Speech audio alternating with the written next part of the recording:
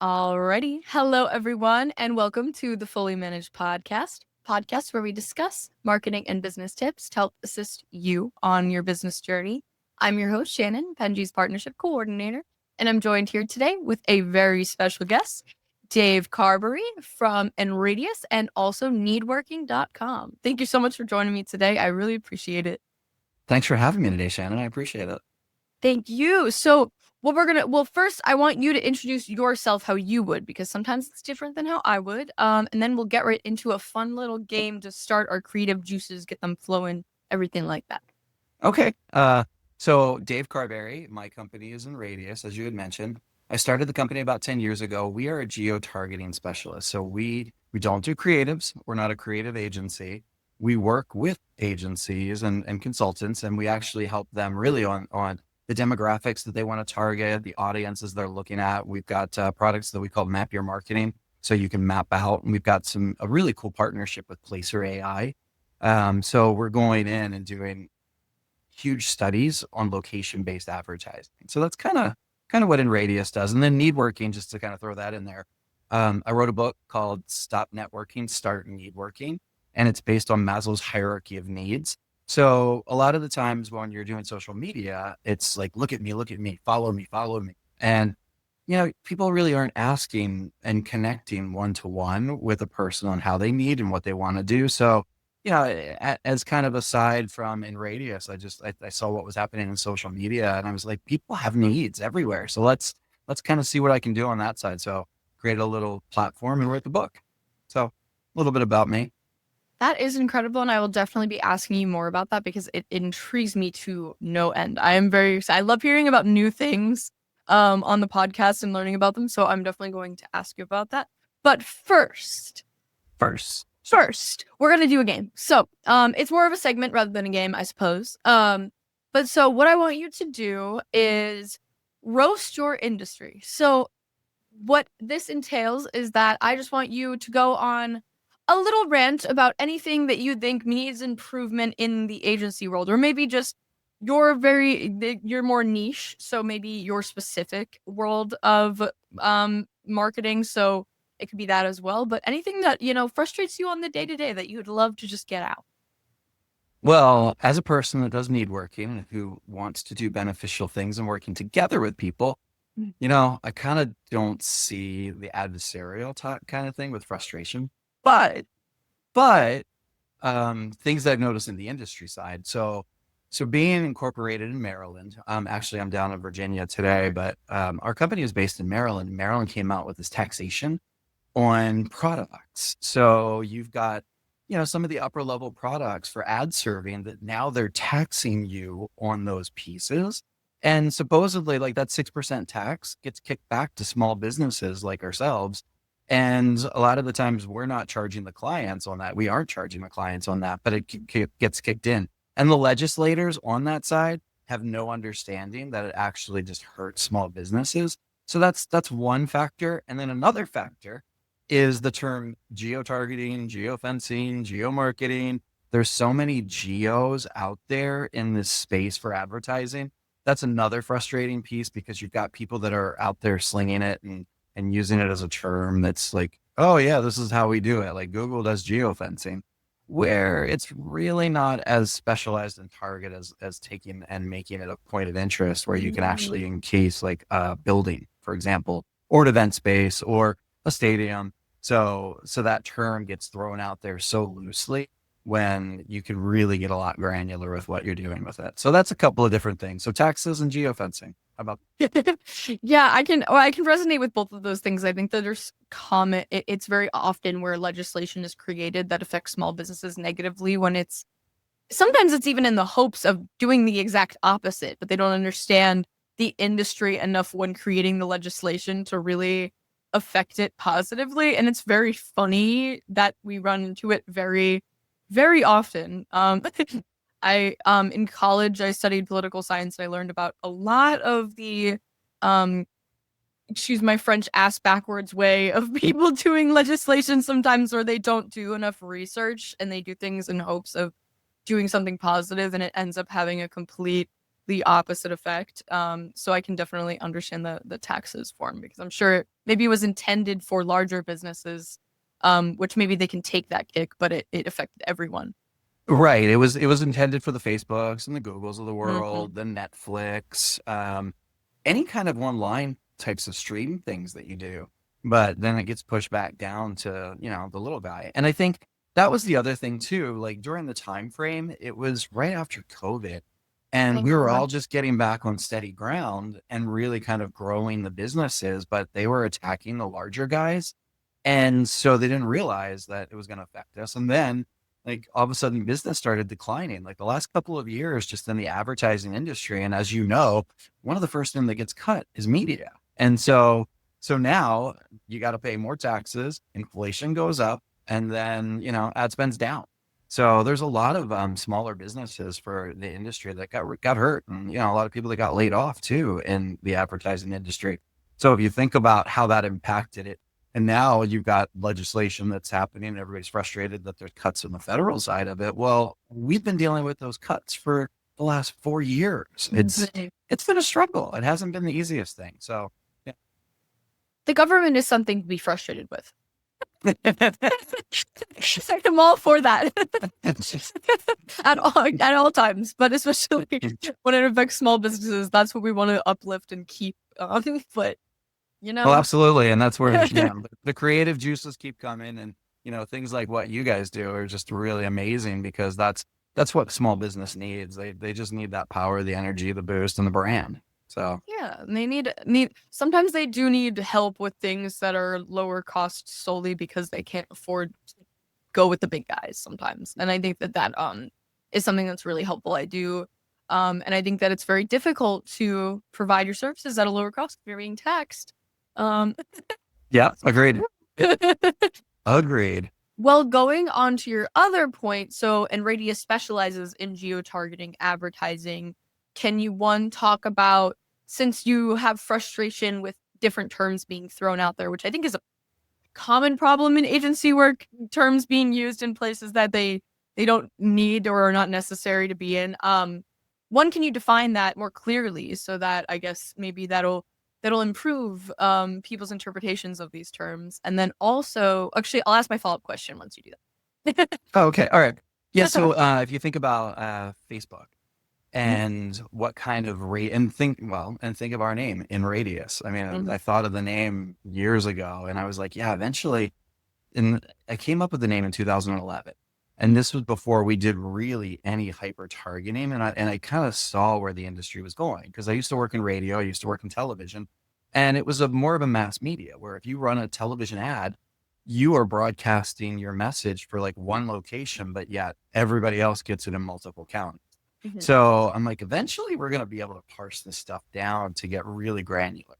So when you look at a product like Facebook or Google, their fences are about a half a mile. So that's really not that targeted and specific. And some of the things that we can do it in Radius is number one, we look at mobile data that's out there in the marketplace where people have been with. We don't know who those people are, but we know that those devices have actually been at a stadium or an event. And so we can track back on people that were there previously. And if you can tell that they're sports fans, then you build a sports audience. So that's one way to do a target. And it's not necessarily all offense, but it's geo related. It's geo and where they are and what they're doing at that time.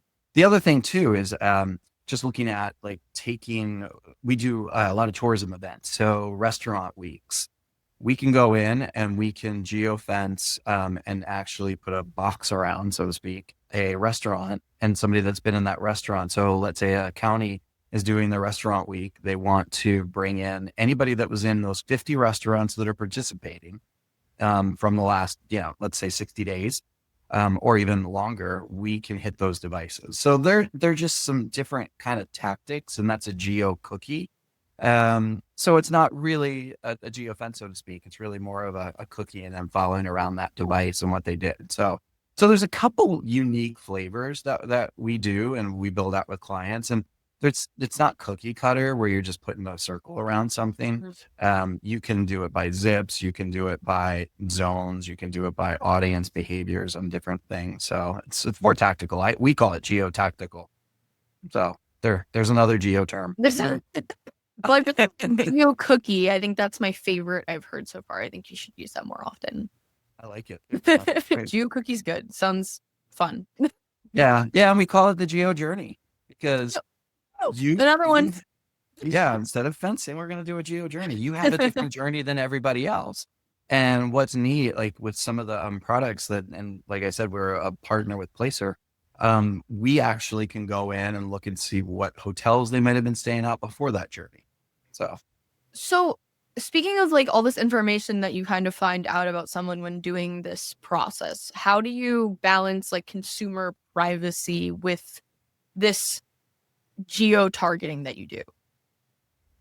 we don't collect any data for our clients. Hmm. So it's up to them to set it up on their website. So when you build the website up and you put the form in, as long as somebody's coming in and putting the form in, that's first party data Hmm. that you would own as a client, and we don't touch any of that. So we're utilizing other services that have the data, but we personally don't collect anything. So Okay. Okay. yeah, So, and with that too, I mean, you see what's happening over in Europe and California and some of these other standards that are happening. Um, for example, the privacy piece of it has really hit hard with health organizations and schools.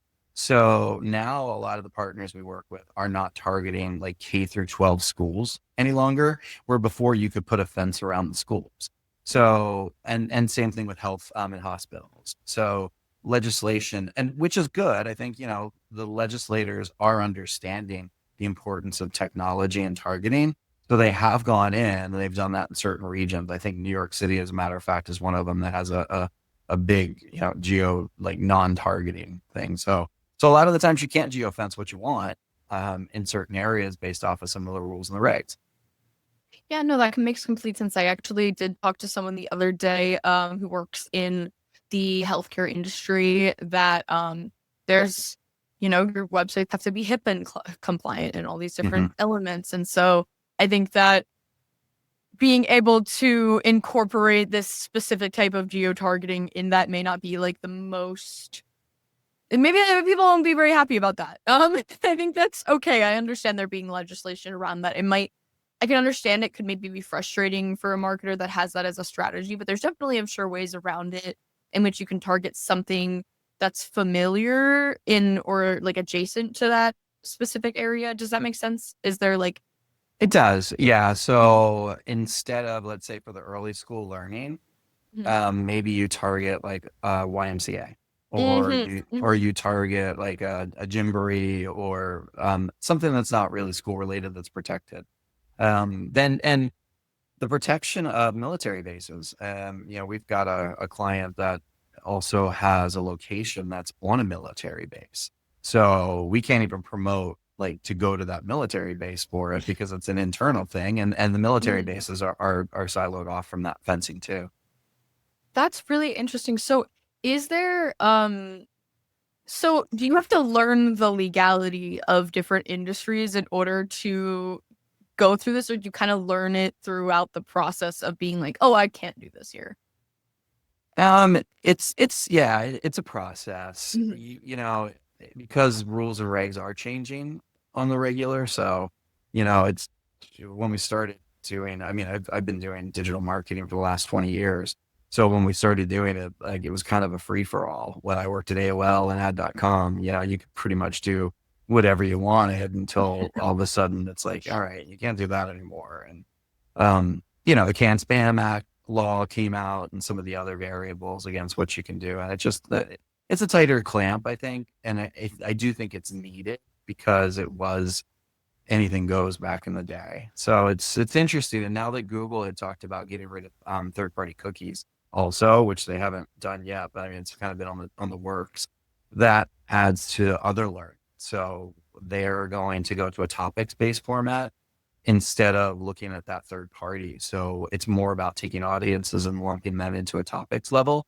Mhm. And we built need working, the platform, based on that, knowing that, what, we are not all the same, and we are kind of lumped into our habits and behaviors of what we do or what we like.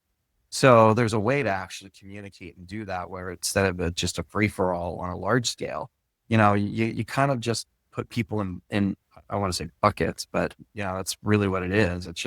It's here's this type of person, here's this type of person, and that type of person. So topic based, I think, is kind of an interesting format and play that Google's coming out with.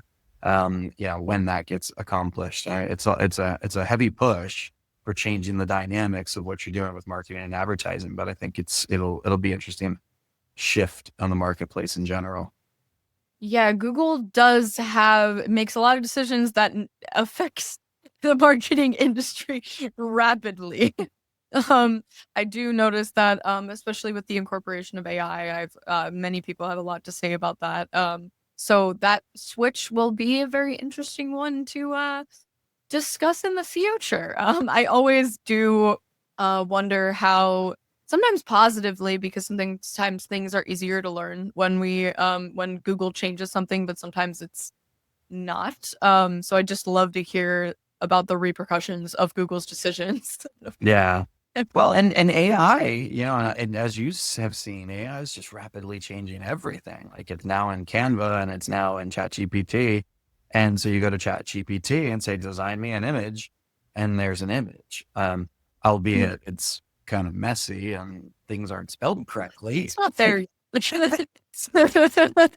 Oh, I mean, who knows where that's going to go? But yeah, you still need people to actually do things. So Well, you mentioned Google switching to third-party data, but you guys emphasize the importance of first-party data in marketing. So, is that when you emphasize that, is that you advising clients to collect and utilize that data, or are you incorporating that into their campaigns and just explaining that process to them? It's interesting because I had a client reach out to us a couple weeks ago because they wanted to do a text-based and SMS campaign. Mhm. And I'm like, how much data do you have? Like, how many phone numbers? They're like, none. And I'm like, well, we can't really do that for you if you haven't collected it. And Mhm. and that's the drawback. We're not going to just go out and spam people and not if we don't know who they are because Yeah. we're just not that type of company. But what we will do is tell clients, hey, collect the data. You utilize your first party data. So you can do a match back campaign on email addresses that you might have. And then that way you can utilize all the DSPs that are out there serving ads that might also have that. So and Facebook does it too, is where you can actually upload and look for that type of first party data, which, a lookalike, almost like a lookalike audience. So So you do advise them to collect that data for themselves. yeah, absolutely. And every business should. If you think Mhm. about a QR code, when you put a QR code on an ad, that's first party data. And are you retargeting off of anybody that's come to your website? And there are ways to see where they're coming from within the website, just looking at just we have it tied into one of the CRM systems internally, and we can see who's visited our site from what company. We don't know who it is, but then they tie it into LinkedIn or Seamless or some of the other AI situations, and they're like, it could have been these multiple people that could have come to your site. So it's a sort of a guessing game on that load, but it's like, all right, how much time did they spend on your site? What did they do?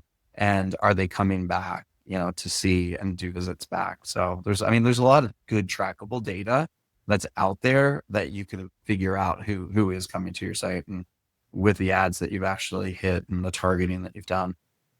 Do you think that I like that you mentioned QR codes because I actually did have a question about that as well.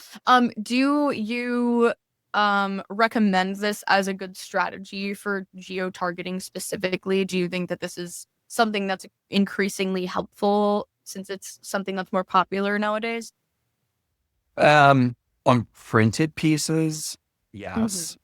For digital, most digital ads are on your phone, so you can't really scan your phone Yeah. ad when you're on an ad. So it's kind of Maybe a they'll catch incorporate 22. that in the next update. Yeah, that'd be nice. I click it. But one of the things I think it's important too because we're working with a client that we're actually breaking out desktop ads versus mobile ads. And so the desktop ads, why not put a QR code on it? If Yeah. somebody's like running and it's like, all right, I want to hit this one, you might be able to capture it. I mean, it's and some of it's video. So the other piece of it too on a desktop, now that you've got connected TVs and people are watching and streaming things, if you're running an ad that might go through Hulu or Spotify and you want to put it on there, people might not want to interrupt what they're watching and stop it. So, there's QR codes there. The frequency of scanning it probably lasts, but you don't know. So it really depends on what you're trying to accomplish. And if they're on their phone or if they're with a group of people watching too, like Super Bowl, Super Bowl runs how many QR codes to it and doing it during it. And so of that, it makes sense to run a QR code because you've got big events occurring Yeah. and you're not going to switch and people are looking at it on their own device in their own personal way in a group setting. I do think it's very interesting that it's being incorporated more in advertisements that I've never seen before. For example, I think recently when I pause, I don't remember what service it is specifically.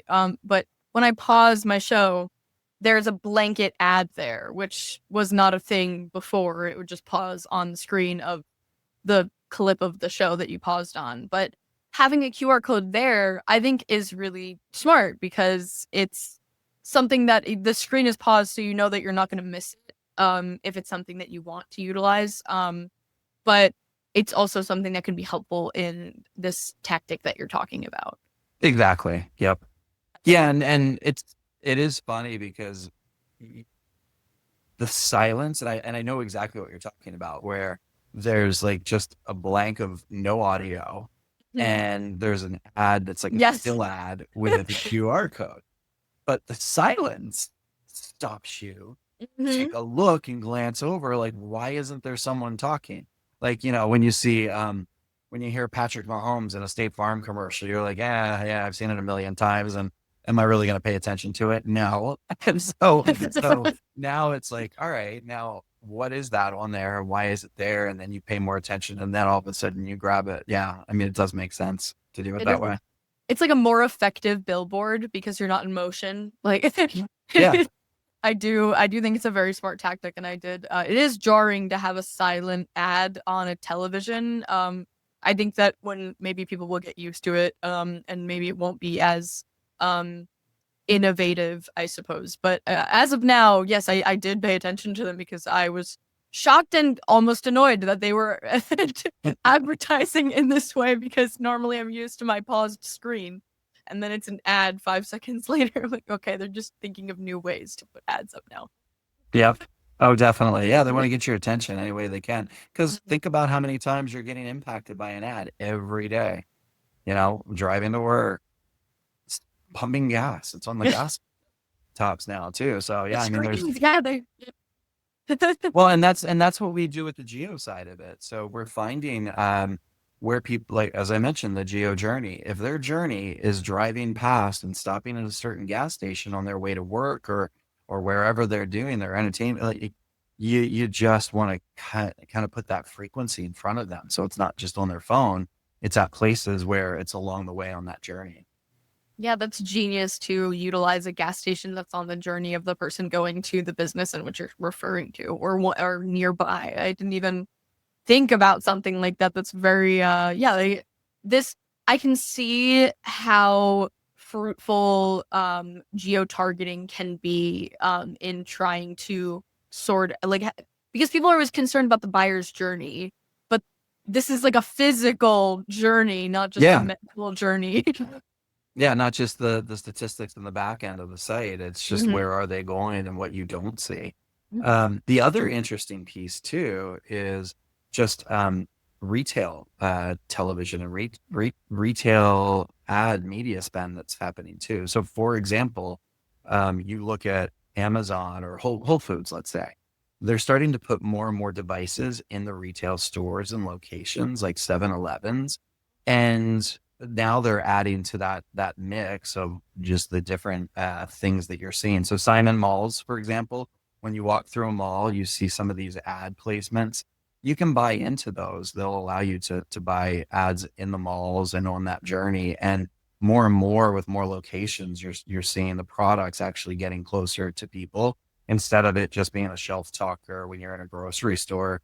Now it's like, oh, here, save $10 up on the video screen. And it's kind of out there now. So it's part of what we do. And we're so used to video that it's just, we're going to see more and more mentions and media like that coming that way. I love to see it because new ways of marketing something intrigues me, but it also disappoints me because I'm upset that they're utilizing more and more spaces for advertising. Oh, it's, yeah, definitely. Like a double-edged sword of like, this is exciting because it's so innovative and people are constantly thinking of new ways of doing something, which is so cool, especially if you're interested in the marketing space. But then I think there's always that little thing in the back of my mind that's like, oh, this is everywhere now. We're getting closer to the movie Idiocracy. Yeah. Well, and yeah, and it's funny because I know I love to watch ads and listen to ads because that's just what I've done all my life. And everybody else turns them off and I turn them back on and they're like, "Whoa, what are you doing? Why? Mhm. Why do you want to?" We don't want to hear. Yeah, people will skip them. Sometimes I'll just watch them because I'm like, is there, I can learn something from this. Right. Absolutely. So, for our last part of this podcast, I really want to know more about need working because I haven't asked you about it yet, and I think it's very, very interesting. Okay, so one, give me more an in-depth synopsis on what it is, how you incorporate Maslow's hierarchy of needs into it, because I think that's really, really cool. I know that you might want people to get the book, so you don't have to go too far into depth, but I'd love to learn about it more because it's very, very cool to me. Yeah, no, I appreciate you asking. Yes, I would love for people to buy the book. It's on Amazon. You can find it if you just Google Stop Networking, Start Need Working. But I was looking to get investors and as you do that, they ask you to write like a little 5-page deck about, hey, what is this product? What is the idea? And I couldn't stop at 5 pages. So I ended up going into this whole, big thing about what it really is. And to me, it is people getting together and want that have a need and they don't know how to ask others. Years ago when different generations are growing up, they've got these tighter knit areas of people who they talk to and you can ask a question. But now we've got so much media that's just look at me, as I'd mentioned. And it's tough. Like you don't get that connection. And so it's saying, hey, look, I need this. Can you help me? And Mhm. it's a point where you don't want to be too needy with someone. It's a reciprocity. So the way I look at it, I always tell people, and this is for a networking side of it, you got to get your networking up in gear. And the acronym is groups. Join a good group, go to an event that you really like and tie into with the topic that you're related to, build allies. So build a close knit friends. And then also reciprocity, give back. Don't just take, you want to do that. So that's really kind of the philosophy of need working is how you network and what you're doing in those groups and asking for help. And I don't know if you've heard of Robin Dunbar. He's a sociologist. He's written a couple books. He's over in England, but it's called Dunbar's Number. And basically, you've got 70,000 followers, 100,000 followers, or all this craziness of numbers, but you really can't handle that many people that you're close to. So, you've got somebody that is your best friend, your parents, your family, somebody will take a bullet for you. It's like your inner circle. And then your circles go out from there. So need working is really kind of a combination of Dunbar's number and Maslow's hierarchy of needs and baked in. So I think it really is a representation of sometimes we forget with all the social media that's happening. Just like you go into Facebook, and one of the reasons I did create this was in my head, I had built out the idea of it. My dad had passed away from COVID.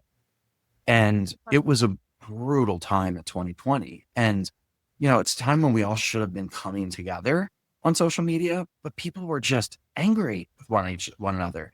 It was from the Freddie Gray stuff to everything else that had been out there. It was a brutal time and it was just yelling. And social media is not a place to really put your anger out and negativity. And I felt that I wanted to kind of change the paradigm a little bit and not be so negative, because there are people that need our voices. They need our expertise. They need insight. They want people to guide. So I think you're seeing some of that shift happening. So I built it to have insights, and we have this fun thing on the website. It's called a hot potato. So if I don't know the answer to it, I hot potato it to somebody else. Huh. And so, yeah, so we've tried to make it fun and really create the whole area around it. And I just launched a podcast recently too myself. It's called the Mountain, and it's all about how we get up and climb the mountain together. And I know this is a long story, see, that's why I couldn't put it in 5 slides. No. Um, but in chapter 2, I call it "It's the Climb," and it's like you can't necessarily always get up the mountain by yourself, and you need somebody to help you. You need a Sherpa, you need a guide. And so need working is really about finding that person that you can connect with that will listen to you and help you, whether it's a mastermind group or anything else that might matter. But it just, there's ways to connect differently, and it's really more of a philosophy than anything else. Oh, I really love that. I really do appreciate, especially in the agency world where people are actually providing value to people and not just doing it in the hopes. I mean, like everyone wants customers, everyone wants clients. That's everyone knows that. Like that everyone knows that that's the point, I guess, of everything. But to be able to provide value without asking for anything in return at that point is really lovely. But being realistic that everyone does need something, and needs help doing that thing is really great because I think agency work, and I this constantly comes up, but I think in the beginning people were super secretive about everything that they were doing, and it wasn't like a big thing.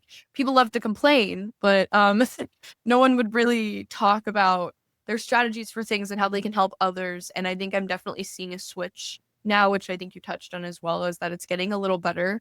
And I love to see that, but I love hearing about specific tools like needworking that are created surrounding that exact concept of helping each other, but also being realistic that everyone has needs that, they need. I guess that's still fostering help. Yeah, absolutely. And you know what? We all have a value, and sometimes we don't see it. Mm-hmm. And at that time, when you put your expertise out there, it's good to get paid for it too. So you Yeah. definitely want to make sure that you ask, hey, I have a need to make money and feed my family. So if I provide the service to you, definitely you're going to do that. So it's not always giving for free. Yeah. It's that reciprocal and what that value is and what it works. So Yeah, I love I appreciate the realism with it as well because it's not just you can provide value for people, but if it's at a detriment to you, it's not providing value for you, which is kind of the point of putting yourself out there too. yeah, and the way it's termed, at least on the site too, is when you throw a need out there, you don't know who will necessarily answer it because it's not always people that you're connected to. So a really cool story is a friend of mine, his father had passed away, and their tradition every year was to go to an Orioles game to opening day. And his father wasn't around, and he was just going to give up on the tradition. But then, like, it became later and later last year, and he's like, you know what? I want to keep that going with my son. So he put a need out on Needworking to see if anybody had opening day Oriole tickets because they were sold out to go to the game. And the Orioles actually reached out to them and gave him a pair of tickets for him and his son because he put his story out there. And I thought it was just really cool. That's so sweet. Yeah. Yeah, it was Oh, really awesome. So well, I love to hear about that, and I'm hoping that the audience will also love to hear and get incorporated with that as well because I think that um I don't know. I love to hear wholesome things in this industry specifically. I think that is incredibly wholesome and helpful for everyone. And I love to hear more tools that are put out like that because we should be more connected in a way that's actually helpful to everyone. agreed. Absolutely.